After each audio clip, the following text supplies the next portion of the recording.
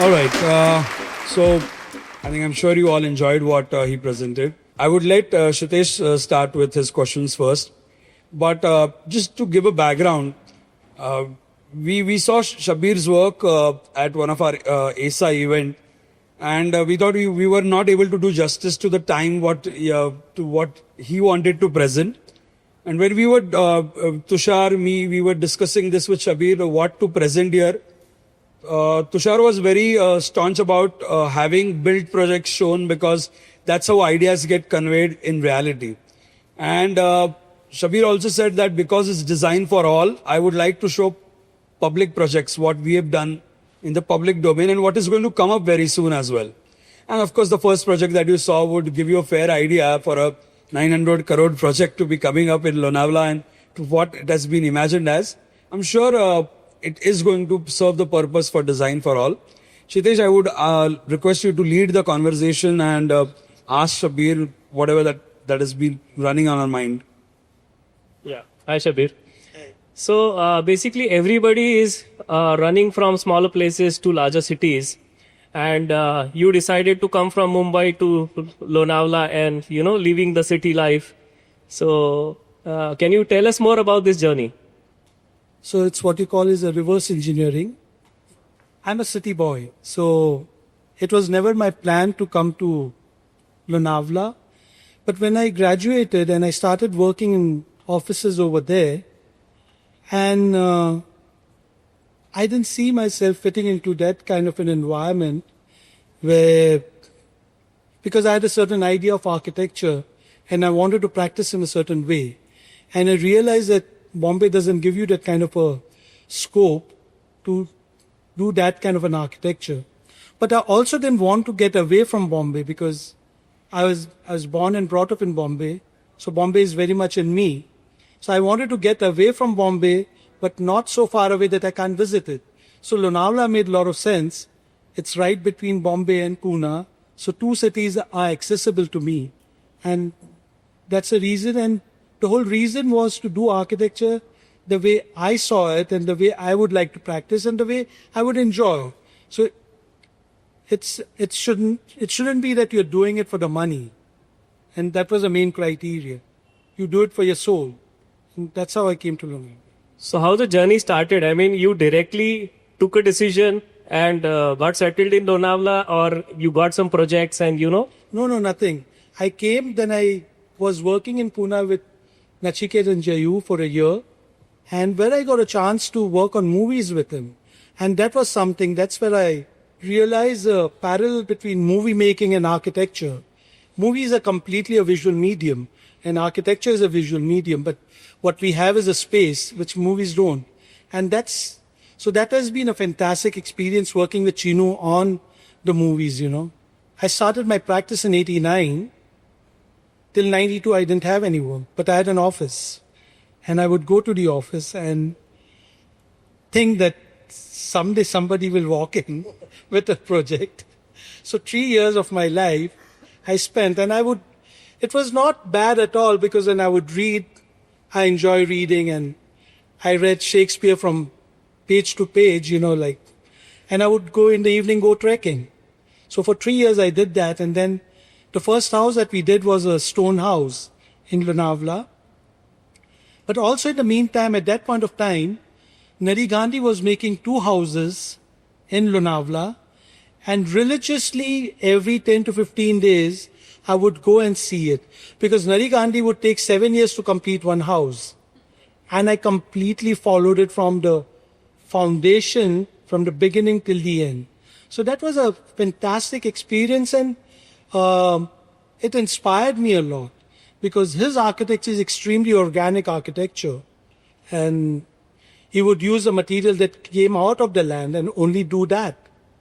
So those 3 years were a learning experience. I read literature, I saw the works of Nari Gandhi, and I did trekking. So 3 years, no work, but then after that.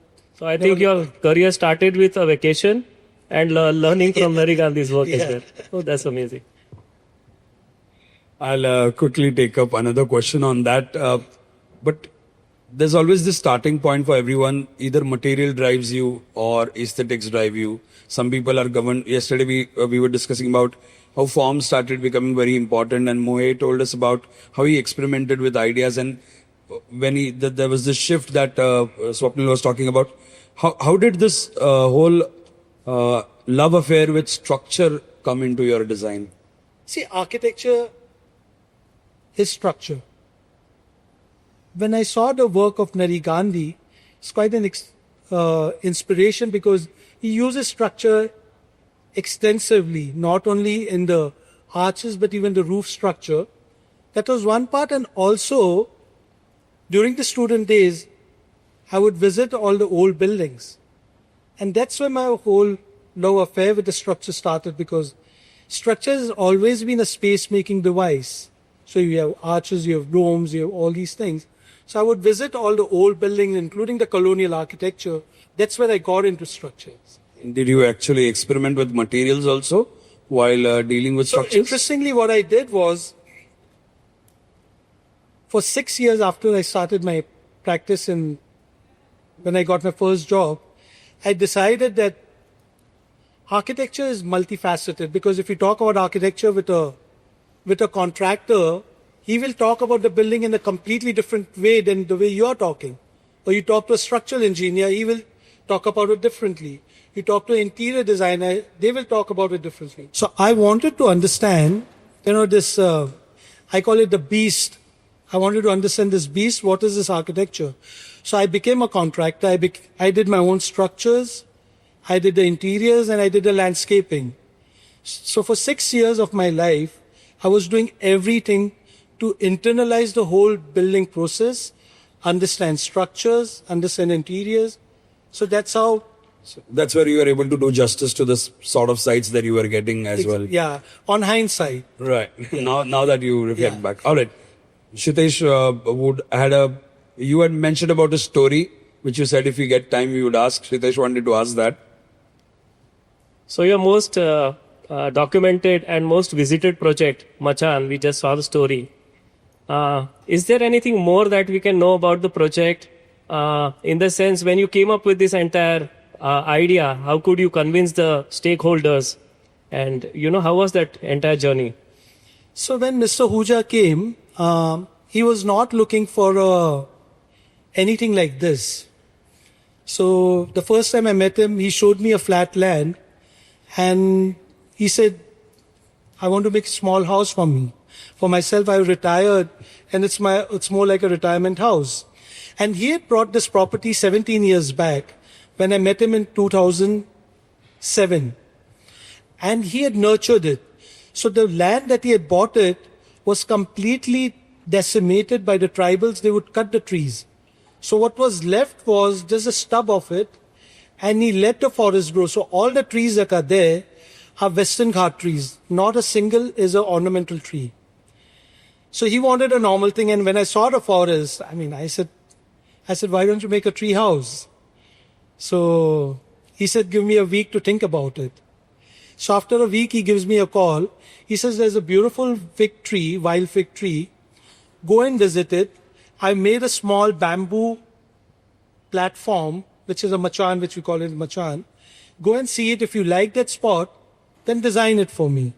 And that's how the story of machan started, that he had a small platform where we would go and see that, because it's the best part of the property, the heritage machan. You get a fantastic view. Yeah. On a lighter note, I just want to ask you something. You showed us so many structures. Most of them are like suspended structures. I'm sure the structure is very robust. But during heavy rains or during winds, I'm sure you get a sound sleep. So luckily, the first machan, when we did it, the next year, which was in 2008, there was a cyclone, and Mr. Huja's son Varun had put a small, you get all the wind speed and the humidity and temperature and all. Cataloger, yeah. Yeah. So he had put it in the month of May. There was a cyclone and it measured 150 kilometers. So yeah, it's been tested, and after that we had like 2 or 3 more cyclones. So they are robust, It's I would say they look fragile, but they're not flimsy. So that's a difference, Again, I'm quoting Glenn Murcutt when he says that my structures are fragile, but they're not flimsy. Right. We could understand. When you showed the 5 projects today and what you've shown before also and what we've seen, there's this, I believe, of course, I am unable to decipher it, but I would want to know from you, what is that thread of thought that binds design workshops, designs, basically the design approach? What is it, that one thing that binds all of this? So one thing which I always tell my clients, what I'm looking for is my client is a land, and we are being true to the land. So we normally listen to the land, what it wants. So it's not about your ego. You're not trying to make a statement with your building. Absolutely not. That's not something that we've been chasing. We try to do it, design it with nature, make it sustainable, make it truthful, make it honest. So that's something that is tying all our projects. These are the steel structures. We have done stone houses. We have done exposed concrete, we have done ferrocrete. So the basic thing is being truthful to the material, being truthful to the land, and give a building with a soul. So that's been something that we've been following, and hopefully, I think we are successful to a large extent. I would agree. Anything that you wanted to ask? Yeah. After having experimented so much with materials, forms, systems, sustainability, how much is the aesthetic that governs your design decisions? I think the material dictates it. So, as again I'm quoting Louis Kahn, I asked a brick what it wanted and wanted to be an arch. So while doing material, when I did my first house, I realized that the stone is a digital. Concrete is analogous. It flows. Stone bricks are digital mode. So now if I'm going to use that material, I would explore it and make the material speak about itself. So each material that we use, we try to take it push it as much as possible to what it can do. Not to the point of where it breaks, but to the point that is comfortable and it's safe. Right. So that did involve, did the name Design Workshop come because you were experimenting a lot with all of this before you actually put it on site? Which means we make mock-ups or something like Yes. No, we don't do that. We make models, but not real life models, so then we can check it out. No, we don't. Most of it happens on site itself directly. Yeah. You mentioned about things made in Pune and transported to Lonavala. Well, what made you think that was going to work? Because there is no land over there at the Machan. People who have visited, they realize that there's hardly any land. There's no electricity. So we had to make the whole house like a mechano set in a workshop. We did that, and then we transported it. And then I realized the mess I was, because there were like 5,000 pieces of steel dumped over there, and only one guy knew how to assemble it. That guy was not from Pune, he's not from Lonavala, he's from Lakur. Okay. And I got shit scared because you're living in a forest, And I said, if this guy runs away, I'm doomed, The client will catch me, your bright idea, doing all these. Now, what do I do with the steel? It becomes a junk, because nobody knew. So I would go every day, 8 in the morning, religiously, have my breakfast. I wanted to make sure that he doesn't run away.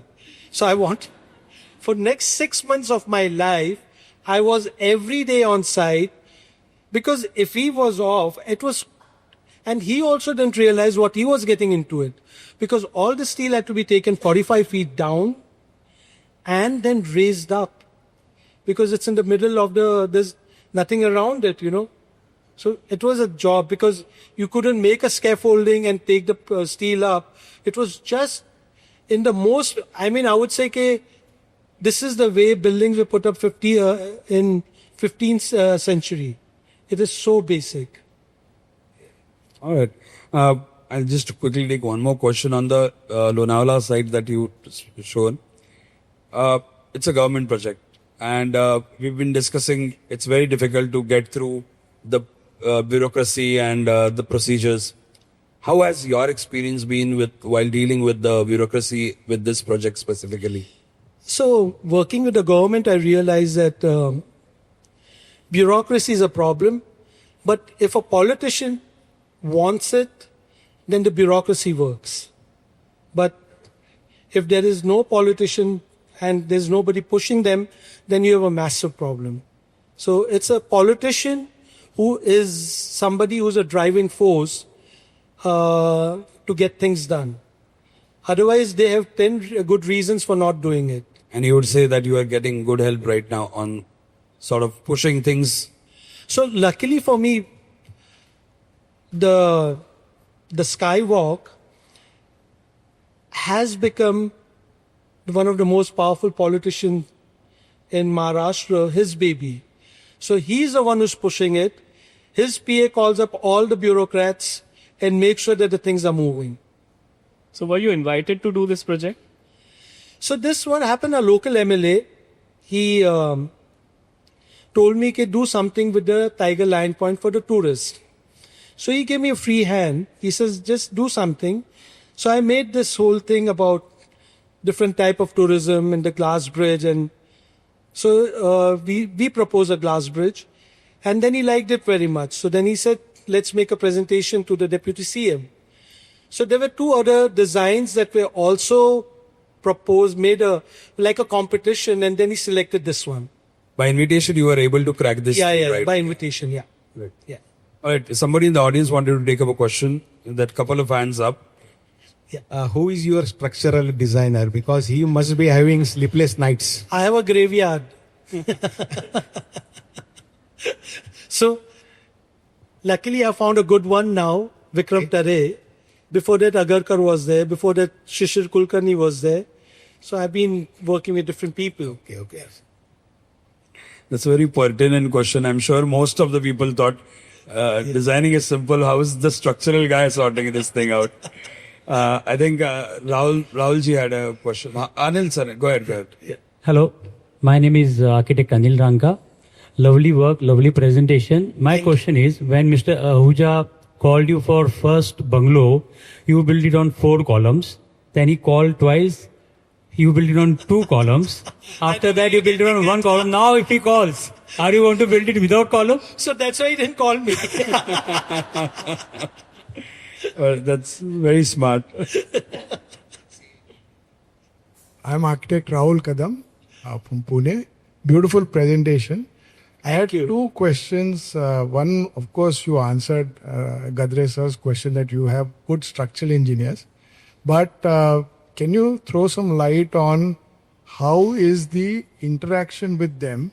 Because it is intrinsic to your project. The structure is part of the project. So how do you work with them when you evolve the design? That is one.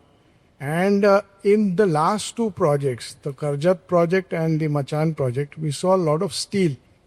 So is there some special kind of treatment for corrosion and robustness? And then the steel is given. So your first question is regarding how we work with a structural engineer. Yes. So normally what we do is we work out the whole design. We also work out the sizes of the steel. We work out the principle that it is based. So if it's a propped cantilever, which are the members are in tensile, which are in compression. So we in-house, we resolve the structure completely. Then we give it to the structural engineer, and then we ask him to go through what we have done. And then if he comes with a better solution, then we accept it. Otherwise, most of the time that it's through years of experience that we've been able to do that. The second part, what you talked about is the treatment for the steel. So when he started working in 2007, the paint industry was not so good because steel was not the way now we have skyscrapers coming up of steel. In those days, people were not using steel the way that we were using it. So we did not get good paint in those days. In fact, you will not believe the second one, the one with 2 pillars, we did not even get a decking sheet. So what we have done is corrugated normal Tata Shakti sheets that we have put over there because decking sheets were not available. And now what we do is we put epoxy and PU paint and do it in a way that it's good enough for 10 to 15 years at least. So, Shabbir ji, as you said, the land, you let the land do the talking. Mr. Client is the land. So when you were invited and you saw the waterfall for the first time, what did the context speak to you? What was the first thought that came to your mind? The first thing that came is, wow. I mean, you dream for these kind of sites, that you want it.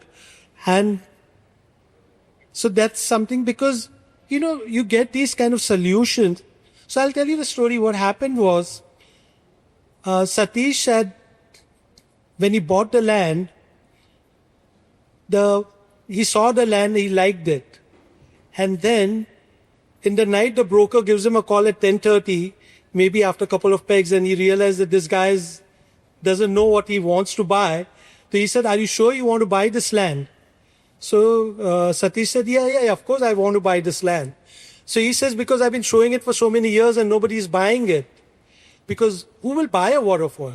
So I look at it that he's a kind of a visionary who could see this land and he could see the potential. Then he went to an architect from Bombay and he made a design. He made a wall 65 feet tall, retaining wall, made the property flat and made a house over there. So when Satish asked him what would be the cost of the retaining wall, so he said 80 lakhs. So he says, are you mad? I mean, you're just blocking the whole waterfall, making it flat. So this is not what I want. And that's how he came to, under the architect's recommendation, that he came to us. So he came to us because somebody recommended that I would be able to do justice to this property. And then it became, okay, how do you build on this without doing any damage to the land? So our intervention is completely minimum. You saw it, we just have 2 columns and 2 walls, and that's it. We did not do anything to the land. It's as if it's something that we brought it from outside and parked it over there. As I said, I'll cheat and ask one more question. Machan, which is so popular, everybody knows, celebrities go there, everybody enjoys what you created. So what is your favorite portion or favorite vantage point in Machan? The fig tree, sit out below the fig tree, the sleeping balcony, so many opened out spaces on the top, everything you created, everything is beautiful. What is your, which gives you the most potent joy? Which is the best, the one that I like the best. Which you would like to spend time there, which gives you the most joy in your own creation? I think the Heritage Machan is because it's the first one that we built, which is a complete typology we have now. So that's the first, that's still my favorite because the location also is fantastic. You can see for miles together, you can see the valleys and the mountains. And so yeah, that's one of my favorite one that I would like to spend time. Thank you so much. Thank you. Ladies and gentlemen, people collect art. His clients are collecting high architecture. Okay. Lovely. Round of applause for Shabbir. I think we'll end the Q&A here. We'll exhausted the time that was given as well. Shabbir, thank you for leaving us spellbound. Round of applause one more time for yourselves as well.